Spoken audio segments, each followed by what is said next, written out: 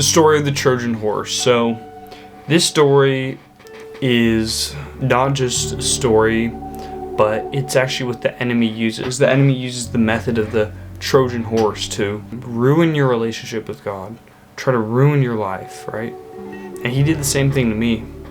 And the story of the Trojan horse is basically these two countries that are at war.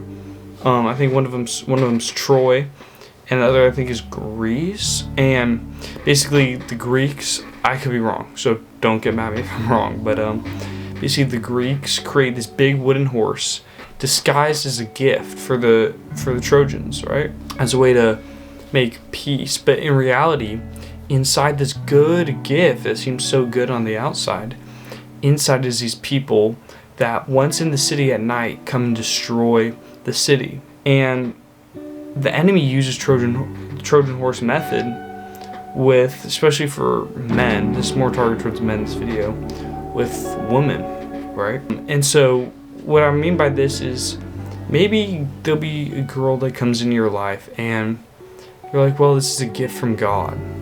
But it's disguised maybe as a gift from God. It seems like that at first. But deep down, that girl is really from the enemy. And maybe that she's maybe on an assignment from the enemy, so to speak, right? Like, this woman might seem like she's from God. But then, as time goes on, you realize that maybe she isn't. So, today we're talking about the enemy and his tactic, the Trojan horse, right?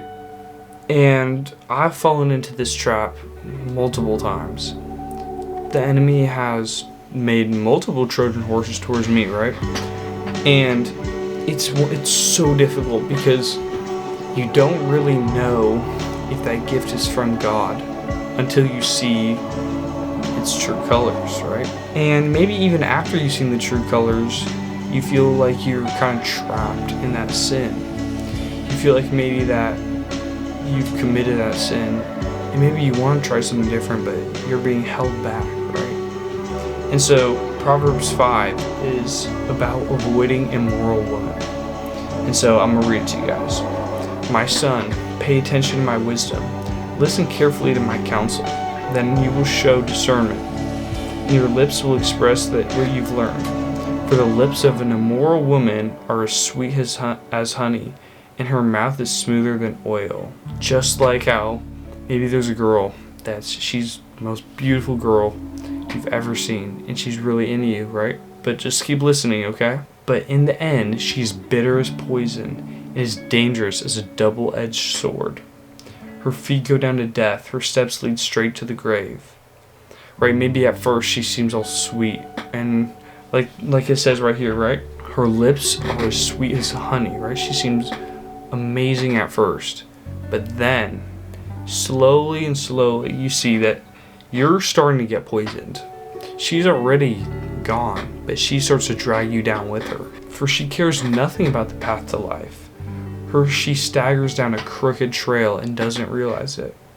So now, my sons, listen to me. Never stray from what I'm about to say. Stay away from her. Don't go near the door of her house.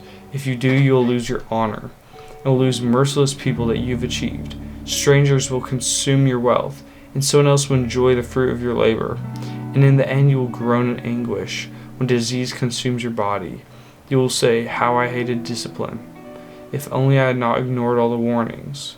Oh, why didn't I listen to my teachers? Why didn't I pay attention to my instructors?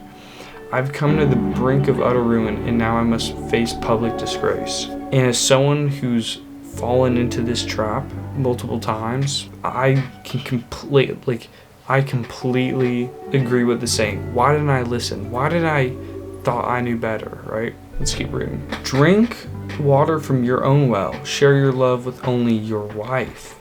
Why spill the water of your springs in the streets, having sex with just anyone?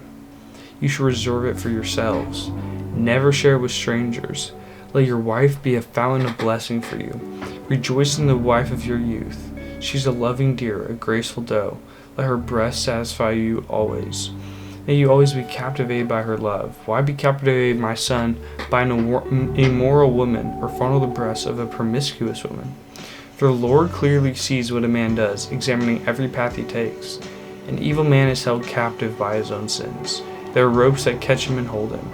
He will die for lack of self-control. He will be lost because of his great foolishness. So it's hard, dude, when you're in maybe that relationship or that situation where there's a girl that seemed good on the outside, but you've already done what you've done.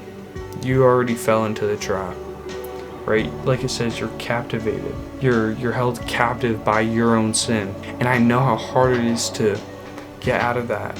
And so I want to say to you, like, you might not be able to do it on your own. Like seriously, like, I get what it is like you might feel already really attached to them. You might like them so much.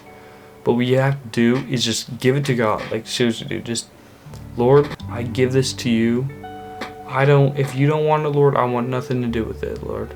If it's your will, please take it away from me, because I only want what you want. And I promise you, at least for me, all right, I'm just speaking from my own experience here, God will take it away. So with that, thank you so much for watching. I hope you guys took something away from this. And remember, the enemy will sometimes put things in your life disguised as a gift from God. But in reality, the only purpose of that is to destroy you and your soul and drag you down to the pit. So, thank you so much for watching. Please consider subscribing, and I'll see you guys in the next one. See ya.